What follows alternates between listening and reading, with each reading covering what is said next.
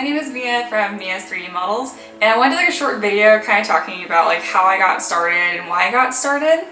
So one of the reasons why I got started in this was because I was really interested in 3D printing. A little about myself. I am 21, I'm a mechanical engineering student. I graduate next semester, really excited to just graduate and be done. Anyway, so with engineering we do a lot of 3D modeling and like simulations and stuff. So I started in SolidWorks. So SolidWorks is pretty much just hard modeling. So what I mean by that is like modeling cars, engines, that kind of stuff. If you look at my models, it's more like organic, squishy shapes, which is totally different. So when I started with 3D printing, I started with FDM with the Prusa i3 MK2S. My mouthful. Awesome machine, but it was FDM, so it was kind of a nightmare to get started. Like when things went wrong, it's fun to troubleshoot up to an extent, but I swear it's like I would open the window and forget, and then like it'd get like 5 degrees colder in the room and my print would pop off. It's like, yes, I have a heated bed, but I don't know. It just drove me nuts, but it was still really fun. But eventually I got sick of printing other people's stuff. I wanted to print my stuff.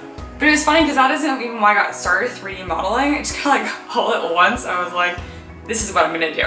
Because prior to that, like I'm a musician. I play piano, I played since I was like 8, I don't know, I was young. Anyway, I did that all the time. And then I moved to like to go to college and stuff like that. I can't bring my entire piano with me, obviously. I have a pretty sweet keyboard, but it still wasn't the same, so I stopped doing that as much. So one weekend I just started going nuts with 3D modeling. That's kind of just how it started. I started with Sculptress because it was free, and I always heard of like ZBrush and how cool that was, but I didn't want to pay $1,000 for it. So I started with Sculptress. And if you've looked at it before, there's like 8 brushes and that's it. And I was super excited about that and I just went nuts with that. One of the first things I modeled was like Sola Perryton, and I was just so happy with it. And then after that, obviously I moved into like ZBrush and ZBrush Core and finally forked over the money so I have more options of what to do. I think that's everything as far as like what software I use and why I got started. It's not really a great reason. I was just kind of like, I want to print my own stuff. Let's start doing 3D modeling. I literally treated it like a small job. I did it like every day for at least like 2 hours. And I didn't have a schedule or anything. I was just like, I haven't done that in a while. And I'd go do it. Let's see, what else was it me getting started? Oh, like why fantasy models? Okay. So the reason I do fantasy models is because I'm a huge gamer. Like growing up, there were so many different things that just in the fantasy world I just loved. Like I grew up playing like BioWare games like Dragon Age and Mass Effect. Mass Effect isn't like so much my cup of tea as much as Dragon Age. I love like medieval, hence like Dungeons and Dragons, Warhammer 40k, stuff like that was like totally for me. And it's like creatures in general. Like, who doesn't like dragons? That's pretty much the main reason why I model what I do. And because I'm terrible at hard modeling, even though I have an engineering background, it just, I don't know, I'm not great at it. I understand like sculpting soft things a lot better because I can imagine it in my hands better. Like, I don't know. I was that kind of kid where it's like if I finally learned how to draw a cube, like it was a big deal for me. I thought it was like super, super cool, and for some reason that was hard for me. But like sketching like an eyeball, that was a lot easier for me, that made more sense. No.